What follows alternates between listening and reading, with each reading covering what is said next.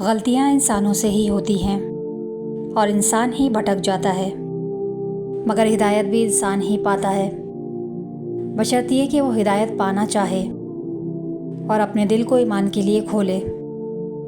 ہدایت پانے کی لازمی شرط ہدایت کا طلبگار ہونا ہے، کیونکہ کوئی بھی قیمتی چیز بغیر طلب کے ملا نہیں کرتی۔ آپ اپنی اولاد اور اپنے گھر والوں کی اصلاح پر خاص توجہ دیں۔ جن کے لیے آپ کو کھانے پینے اور پہننے کی فکر ہوتی ہے، ان کے لیے آپ کو سب سے بڑھ کر فکر اس بات کی ہونی چاہیے کہ وہ جہنم کا ایندھن نہ بننے پائیں۔ رزق صرف روٹی کا نام نہیں، سکون، صحت، وقت، محبت، عزت، سب رزق کی قسمیں ہیں۔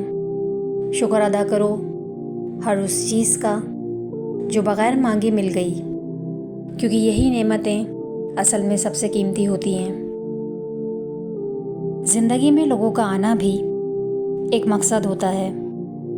کچھ لوگ آپ کو آزمائیں گے، کچھ آپ کو سکھائیں گے، کچھ آپ کا استعمال بھی کریں گے اور کچھ آپ کو جینے کا صحیح مطلب بھی بتائیں گے۔ خود میں تخلیق، تحقیق، سوچنے اور سوال کرنے کی صلاحیت پیدا کریں، ورنہ ساری زندگی بے شک اور واہ واہ میں گزر جائے گی۔ الہی آبرو رکھنا بڑا نازک زمانہ ہے۔ دلوں میں کفر رکھتے ہیں، بظاہر دوستانہ ہیں۔ لوگوں کو اس بات سے غرض نہیں ہوتی کہ آپ خوش ہوتے ہیں یا نہیں، انہیں فرق اس بات سے پڑتا ہے کہ آپ انہیں خوش رکھتے ہیں یا نہیں۔ تعلق مختصر صحیح منافقت سے پاک ہونا چاہیے۔ حقیقی تعلق وہی ہوتا ہے جو وقت، حالات، ضرورت اور مزاج کے بدلنے کے باوجود بھی قائم رہے۔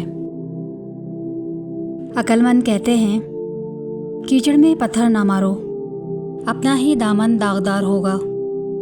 احتیاط کا اگلا درجہ یہ ہے کہ کیچڑ سے دور چلے جائیں، ورنہ کسی اور کے پتھر مارنے سے بھی آپ داغدار ہو سکتے ہیں۔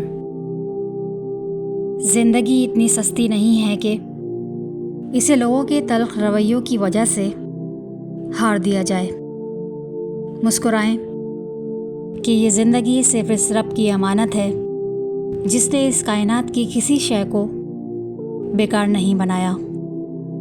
شکر ادا کریں کہ آپ سے محبت کرنے والا کوئی عام نہیں، بلکہ اس کائنات کا رب ہے۔ اونچی پرواز کرنا چاہتے ہو تو رزق کی فکر چھوڑ دو، کیونکہ فضاؤں میں وہی اڑتے ہیں جنہیں رازق پر یقین ہوتا ہے۔ میں زمیں ہوں، میرا ظرف آسماں کا ہے، کہ ٹوٹ کر بھی میرا حوصلہ چٹان کا ہے۔ قفس تو میرے مقدر میں تھا، لیکن ہوا میں شور ابھی تک میری اڑان کا ہے۔ اپنی زندگی میں دو دروازے ہمیشہ کھلے رکھیں، ایک اپنی غلطی ماننے کا، دوسرا لوگوں کو معاف کرنے کا۔ یہی اصل سکون کا راستہ ہے۔ حقوق اللہ میں معافی شرط ہے اور حقوق العباد میں تلافی ضروری ہے۔ معافی اور تلافی کے بغیر والے کیس کا فیصلہ بروز قیامت ہوگا۔ اپنے کیس کا فیصلہ دنیا میں ہی کروا کے جائیں۔ حشر کا معاملہ بہت نازک ترین ہے۔ اپنے فیوچر پلان میں سب سے پہلے آخرت کی تیاری کو رکھیں، کیونکہ آخرت سے بڑا اور آخرت سے آخری کوئی فیوچر نہیں ہے۔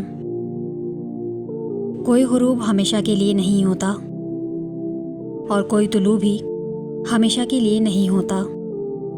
بہترین ہے وہ لوگ جو زندگی کے عروج و زوال میں اپنے رب کی رضا پر شکر گزار رہتے ہیں۔